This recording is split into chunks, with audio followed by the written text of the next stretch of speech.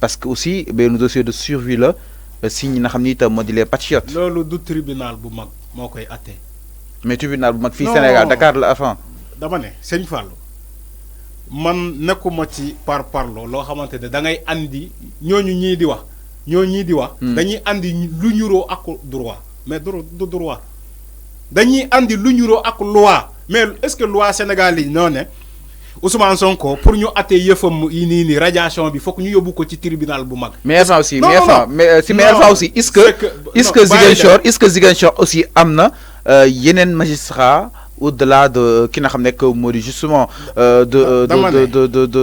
de Sabassi Faye parce que maa ngi dégg ñoom Bachir Fofana naan tribunal bu Ziguinchor benn composition rek moo fa nekk. est-ce que su nga ko fa yóbbee aussi sûrement su nga ko fa yóbbaatee avant nekkul Sabassi Faye moo waxee attewaat mais dañuy changer li nga xam ne moo di juróom siège. nee naa la bàyyil di waxtaanee ay wax Bachir Fofana parce que Bachir Fofana jàngul droit lu muy wax yëpp du droit Bachir Fofana bàyyi di yóbbu ay kàddoom ci plateau. Ça ne servit à rien parce que jàngul droit. Il faut aussi ñu comprendre mais il faut aussi ñu comprendre exactement ma xam tribunal am na dama lay wax benn affaire bu simple. tribunal bi am na yenn composition lu dul composition bu Sabassi Faye. dama ne sëñ bi. ok beneen tribunal amul compétence. allez-y. beneen tribunal amul compétence juger affaire Ousmane Sonko bu dul le tribunal de Ziguinchor et la Cour suprême.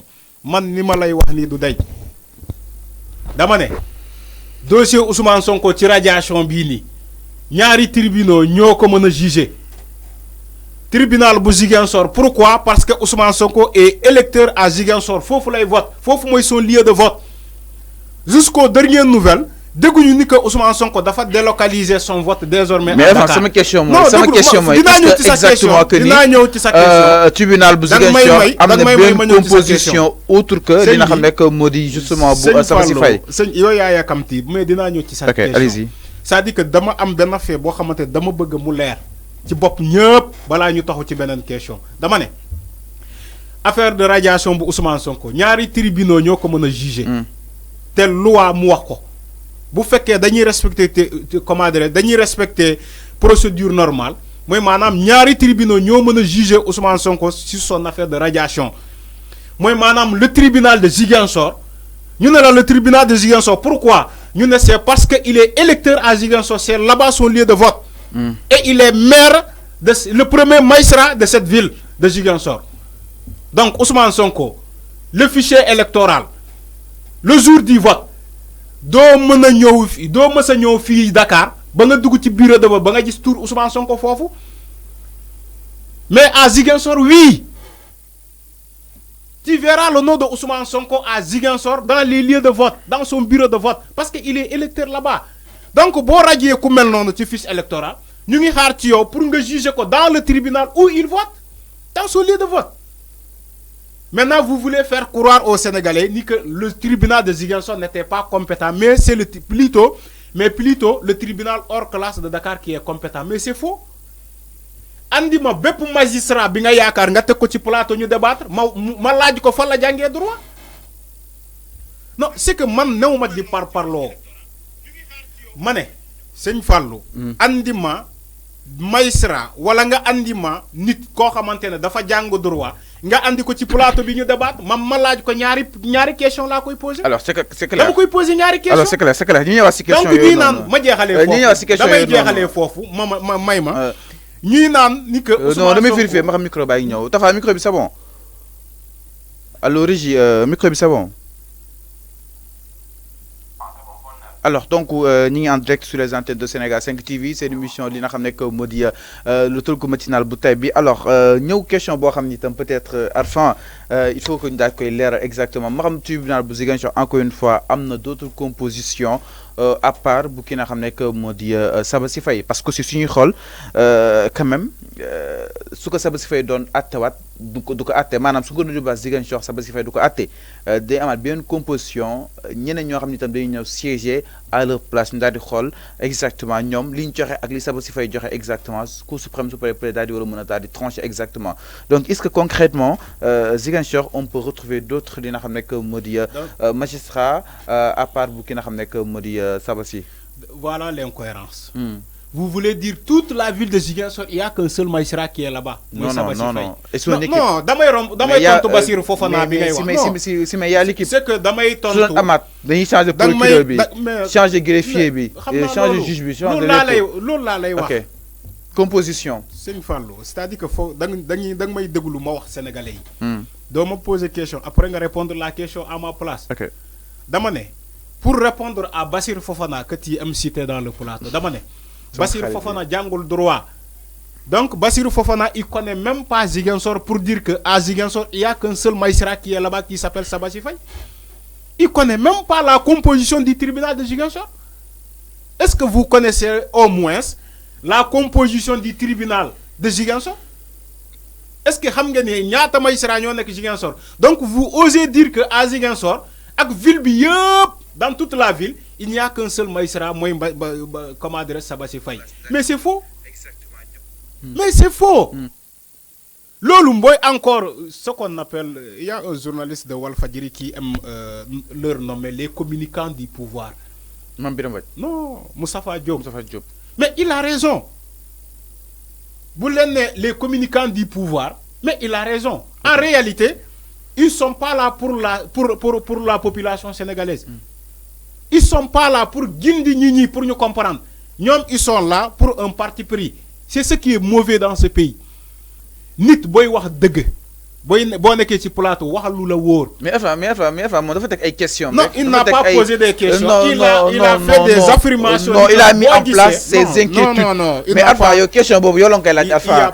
Yo peut-être enfin question bobu si yo la koy laaj. Non, parce que mom nekul débat bi c'est enfin quand même nekul débat bi. Parce que lolu dafa nek lo xam dafa xawa jaxal askan yu ma xam y aura d'autres compositions fa na xam ni itam moy dans le tribunal bu Ziguinchor à part celle de Sabassi Faye. Lolu moy question bi enfin mais pas pour attaquer sa personne. Mais question bobu ci lu gatt c'est simple. OK. Mais quand il y a un appel, un pourvoi en cassation même, quand il y a un recours dans un tribunal, mais nekul magistrat yi juge ñoy siéger. Ça c'est évident. Question terre à terre là. Jarul poser question. Donc pour répondre là, juste question bobu. Bu fekkee tribunal bi donc cour suprême dafa casser la décision ba paré renvoyer ko à Ziguinchor. Bu fekkee tel est le cas. Bu fekkee loolu la defoon au lieu du tribunal hors classe de Dakar, yenen magistrats ñoy ñëw siéger. Dans ce cas, il y aura des magistrats yenen yu dul Sabassi Faye. Mais c'est évident. Lolu question bo xamantene do ko tardé diko comme Dame Mbodj aime le dire di layam excusez-moi pour citer les propos de Dame Mbodj. Mais lolu c'est pas des questions yo xamantene da ngay tok di layam lolu c'est évident. Pourvoi en cassation. Donc bu fekkee la Cour suprême cassé na la décision de Sabassi Faye mu nar ko renvoyer encore au tribunal de Ziguinchor ay yenen magistrat ñoy ñëw tok. Il ne faut pas dire qu'à Ziguinchor, il n'y a qu'un seul magistrat qui est là-bas, Sabassi Faye. C'est faux. Donc, pour dialoguer la question, Bob, c'est faux. Là, c'est clair. D'abord, le tribunal hors classe de Dakar n'a pas à juger le dossier de radiation de Ousmane Sonko. Donc, si, d'abord, il y a une affaire simple, c'est une fois, pour nous comprendre. Si vous faites que yon moko may pour me juger l'affaire Ousmane Sonko, vous faites que là, yon moko may, donc la notification de radiation de Ousmane Sonko. Dañ ko yóbbu au tribunal de Ziguinchor bay juger ko fofu dañ koy ñëw taf directement au tribunal hors classe de Dakar jokko le procureur de Dakar. Mais aujourd'hui il veut faire croire aux gens que seul le tribunal hors classe de Dakar qui est compétent seul je vais insister sur le mot, ils veulent croire aux gens que seul le tribunal de Dakar hors classe de Dakar qui est habilité et compétent à juger le dossier de radiation de Ousmane Sonko. C'est ce qui est. Alors, nous avons deux possibilités. Non, mané. Nous avons deux possibilités. Bien de moi, renvoyer, bien de moi, attaquer.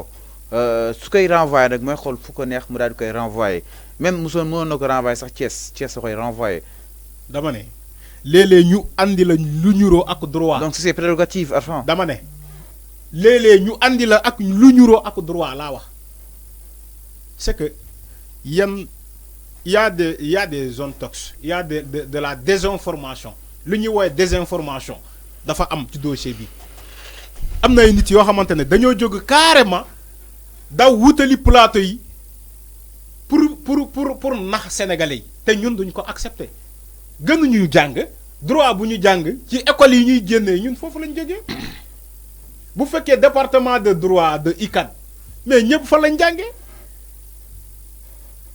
même bu fekkee du foofu lañ jàngee bitim réew nañu wax ci ban université ñun ñu dem laaj université boobu ne ñii exactement lii la ñuy jàngalee ci droit foofu bu fekkee ñii lu ñuy wax ci plateau bi la ñuy jàngalee ci université yooyu donc université yooyu amuñu compétence pour comment dirais jàngale ay droit parce que la radiation de Ousmane Sonko doone wëy tribunal mooy xool su ko renvoyer mën na ko renvoyer à Thiès pour aller faire quoi là-bas. amoon na les possibilités. arrêtez bàyyi leen caaxaan. En quoi le tribunal de Thiès ou hors classe de Dakar a intérêt à agir sur ce dossier d'une personne bon, il ne vote pas si c'est lié là. Il ne vote pas si c'est lié là. Ousmane Sonko doit voter à Dakar, doit voter à Thiès. Donc, beaucoup disaient à Thiès. Donc, mais attends, yo beaucoup disaient par exemple, beaucoup renvoyer à Thiès. C'est quoi l'enjeu pour le tribunal de Thiès de juger sur cette affaire? C'est quoi l'enjeu? Mais qui il n'est pas électeur à Thiès.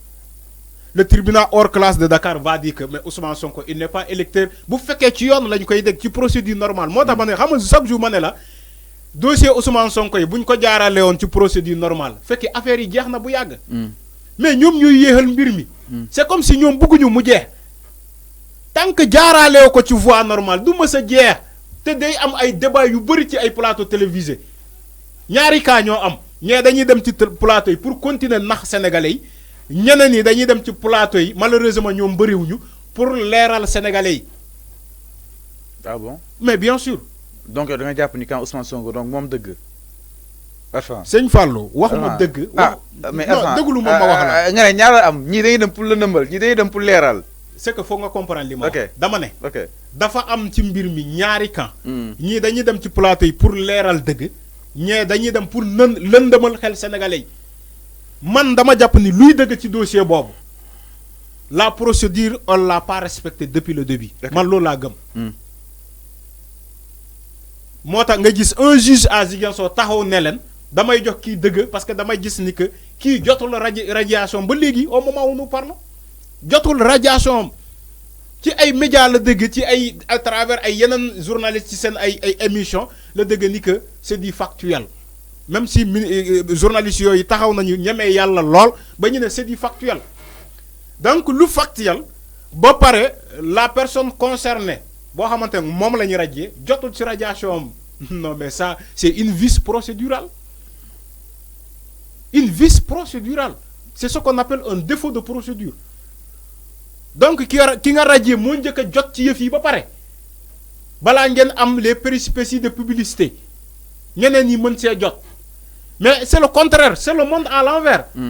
Médias yi ñoo njëkk a jot balaa Ousmane Sonko di ko dégg vous continuez de dire que woy Ousmane Sonko kenn salfaañewul ak yelleefam ci réew mi yéen a ko sañ a wax malheureusement moo tax ma ne la du jeex yëf yi du jeex.